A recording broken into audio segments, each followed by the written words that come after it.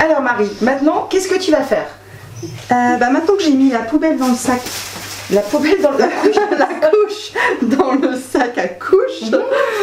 Non, tu peux le laisser là, c'est pas l'urgence. C'est pas l'urgence. Non, Okay. l'urgence c'est qui? On a toujours le centre, c'est toujours qui? Oui, c'est le bébé. C'est l'enfant. C'est l'enfant. Donc là pour l'instant c'est ça. Donc qu'est-ce que tu peux faire justement pour l'organisation? C'est le prendre et C'est le tu la- remettre en Alors, sécurité. elle a 8 mois, donc là tu peux faire effectivement un petit jeu pour l'aider avec elle. Puis elle est Voilà. assise, Voilà, et donc maintenant tu vas faire quoi? je la prends. Et tu la mets en sécurité. sécurité. Voilà. Tu la En lui reçois. expliquant que Je reviens parce que parce que je vais nettoyer et voilà. le plan de travail. Ah non, mauvaise. Voilà. Ah, pose d'abord ton Ah oui, genou. je- Alors ça, l'ergonomie, c'est regarder aussi. Hein. Donc effectivement, et puis de toute façon, l'ergonomie, je vous le dis, moi qui ai une sciatique actuellement, soyez vigilante, même si vous êtes jeune et que vous n'y pensez pas tout de suite. Voilà, très bien. Bon, je pense que je tiendrai pas sa tête, mais oui, c'est bon. Toi non plus d'ailleurs en vrai. T'as pas vu? Non, je sais pas. Après, oui, à 8 mois, là, Voilà. la tête. Ça aussi, il ne faut pas que vous oubliez que si l'enfant il a 8 mois, 6 mois, 3 mois, vous n'allez pas le prendre et le tenir de la même manière. Pareil, là, l'enfant a 8 mois, pour le lever, d'accord? Effectivement, l'enfant peut être stimulé et vous allez l'aider à vous accompagner dans le fait qu'il se lève. À 3 mois, effectivement, on est sur un autre registre. Ok, nickel. Donc là, tu peux nettoyer, Marie.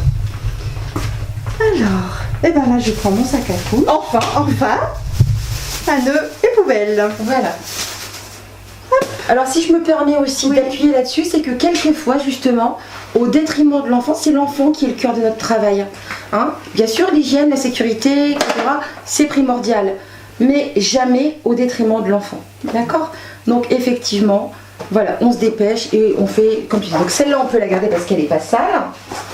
Voilà, si on a la chance, voilà, on a la chance. Voilà. Et je nettoie Et le pchit-pchit. le pchit-pchit. Voilà, on va dire que c'est fait. Oui, voilà, c'est fait. Et maintenant aussi, qu'est-ce que tu fais après le pchit-pchit? Dessus, Tu vas sur le faux lavabo et tu te relaves les mains. Merci, Voilà. comme tout à l'heure. Bon, comme j'ai ma sciatique, est-ce que tu pourrais me donner Lily pour qu'on essaye un peu le change Bien sûr. latéral?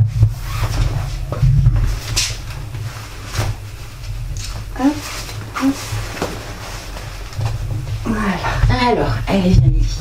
Alors, René.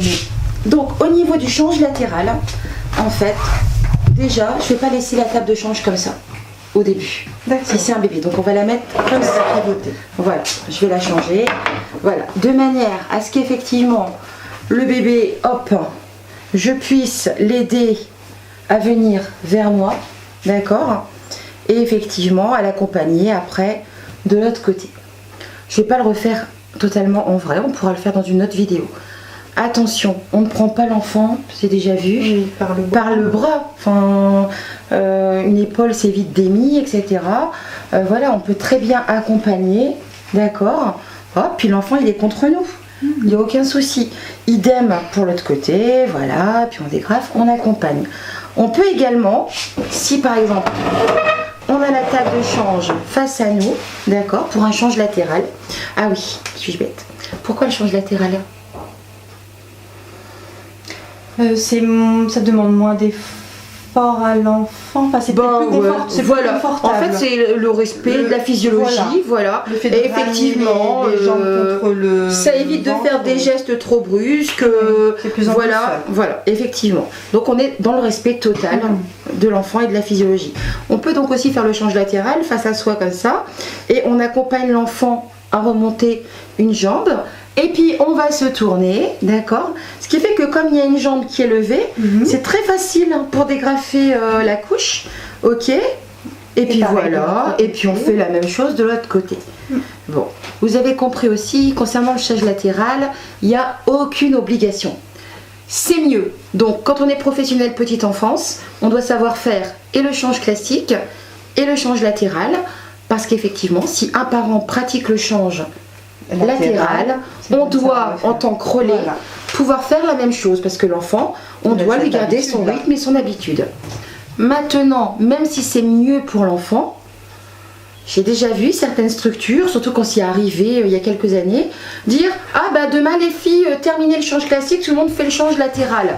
Si vous avez Lily qui a 8 mois, qui a jamais fait le change latéral, qu'on l'a pas expliqué aux professionnels petite enfance, et que du jour au lendemain, parce que hop, faut le faire, c'est mieux, bon on sait pas pourquoi, on sait pas comment, mais en fait on fait tout l'inverse, on n'est pas dans la bienveillance, on n'est pas dans l'accompagnement, et j'irais même jusqu'à dire que ça devient de la maltraitance, d'accord? Carrément, c'est de la douce violence institutionnelle. Vous le savez, je suis assez accro, enfin je suis pas adepte des douces violences, mais justement à éviter les douces violences, voilà. C'est-à-dire qu'on fait des choses sans le vouloir, qui sont pas les meilleures du monde. Je préconise aussi une chose, quand on fait le change latéral et qu'on veut le pratiquer, donc ça c'est juste une petite aide, après dans tout ce que je dis il n'y a aucune obligation, c'est juste du bon sens, et bien effectivement c'est qu'on ait une table de change avec un miroir de ce côté-là, et un miroir de l'autre. Et ben ça, et pour la relation et la communication. Parce que quand on change l'enfant face à nous, voilà, on se regarde, c'est assez naturel. Le champ de vision se fait naturellement. Par contre, si je le tourne, alors que c'est un acte de bienveillance, d'accord, et qu'en plus, je suis une professionnelle qui parle pas, ça c'est pas de mal à veille. Donc on est d'accord. Donc effectivement, pour aller au bout, voilà, pour aller au bout de la chose, je préconise un miroir là, voilà. On pourra le revoir sur une vidéo, beaucoup mieux fait, etc. Si t'en es d'accord. Voilà. Est-ce que tu as des questions pour le P1? Alors, on est uniquement dans le change, d'accord? On pourra refaire sur le change, voilà. Ah oui, je voulais revenir avant la fin de la vidéo sur la tenue exigée. Oui. Parce que tu m'as posé des questions tout à l'heure. Vas-y. Oui, il demande une tenue adaptée à l'accueil. Mon dossier mieux de l'autre côté.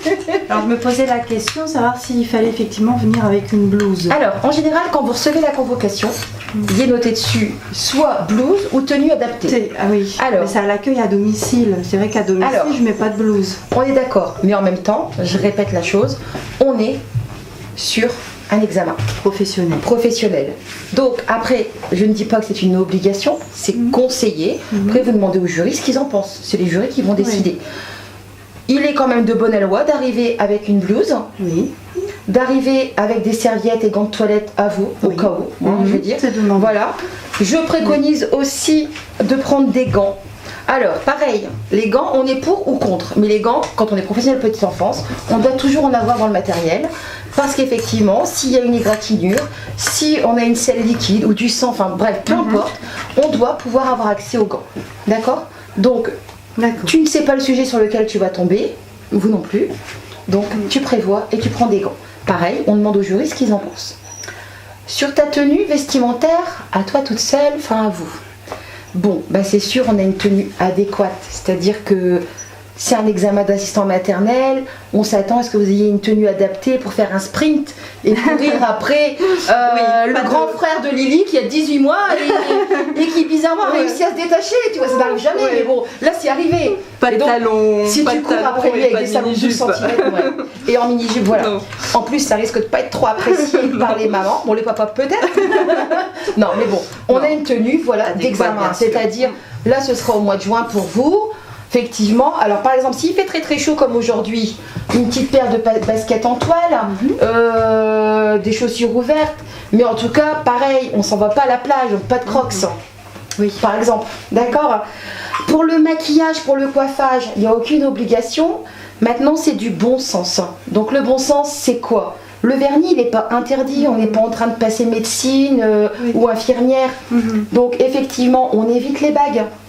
On évite la montre, tout ce qui est bijoux, parce que c'est conducteur. Si on veut mettre du vernis, on a du vernis. Voilà. Bon, on peut éviter pour ce jour-là, c'est un examen.